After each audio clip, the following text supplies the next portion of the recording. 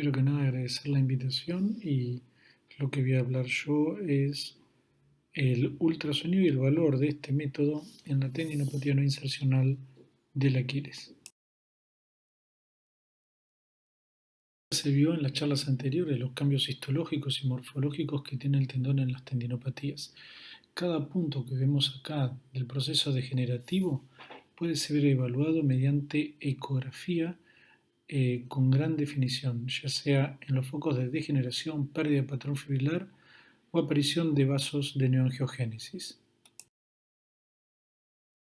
Ecografía, una vista longitudinal del tendón de Aquiles, la zona de unión miotendinosa al sóleo, el cuerpo del tendón, la inserción en el calcáneo, la grasa de Käger y la línea blanca es el peritendón. Vemos cómo podemos definir ecográficamente las fibras de colágeno, un patrón fibrilar lineal, y la ventaja de la ecografía es que no solamente puede evaluar la morfología en distintos planos, por ejemplo, en este es el sagital, sino que también podemos evaluar la dinámica en forma pasiva o forma activa. Acá podemos ver el tendón de Aquiles moviéndose, deslizando en vista longitudinal.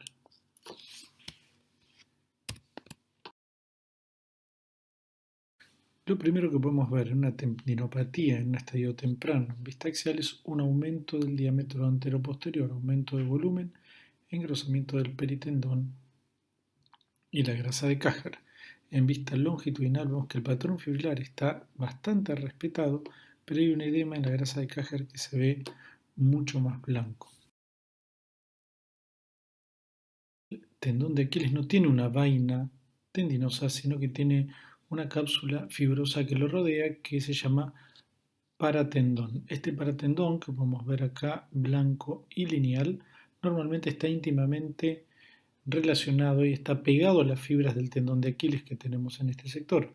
Pero en procesos degenerativos o inflamatorios periféricos puede haber acumulación de líquido en el margen interno, en el margen externo y también engrosamiento. Este engrosamiento, si es muy amplio, produce una fibrosis alrededor que al pegar este sector donde está la grasa de Käger produce múltiples adherencias. La ecografía permite evaluar no solamente el engrosamiento, sino la disminución en el movimiento o deslizamiento por la presencia de estas adherencias que se relacionan con dolor también.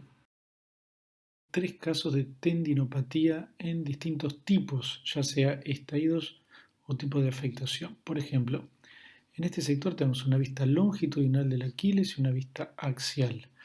El área afectada es una tendinopatía focal que se ve hipoecoica, o sea, negra, con márgenes blancos y pericogénicos definiendo muy bien el área de alteración. El resto del patrón fibrilar está conservado, son las líneas blancas de colágeno en plano axial y las líneas blancas en vista longitudinal. La pérdida es focal y miren el paratenón como está levemente elevado por el aumento de volumen por el tejido de colágeno y agua interfibrilar en este tipo de tendinopatía.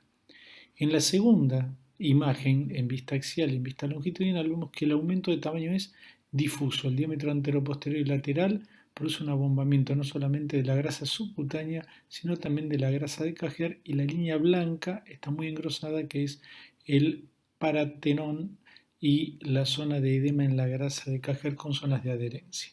Fíjense que en este sector el abombamiento es en el plano profundo, mientras que en el plano superficial hay fibras respetadas y una pérdida difusa del patrón fibrilar. Hay ruptura de puentes de colágeno y este cambio histológico se puede ver perfectamente bien en el cambio ecográfico. Y en un estadio más avanzado todavía, no solamente en vista longitudinal y axial, hay un aumento del tamaño, alteración del paratenón y la grasa de Käger, sino que hay una zona más hipoecoica, que es una degeneración mucoide con ruptura parcial intersustancia rodeada de un halo hiperecogénico o blanco, que es la zona tendiente a la reparación.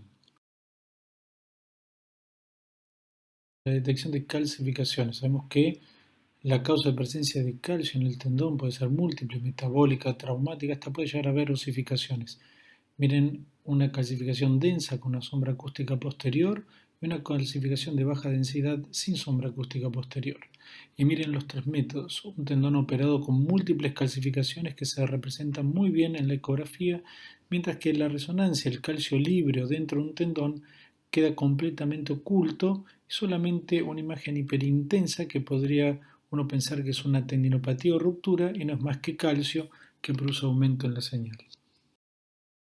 La ecografía Doppler color muestra la vascularización. Normalmente no hay vasos en un tendón, pero en tendinopatías y cambios degenerativos existen estos, los vasos de neoangiogénesis. Fíjense, con una tendinopatía común se observa la presencia de vasos en el interior y en la periferia.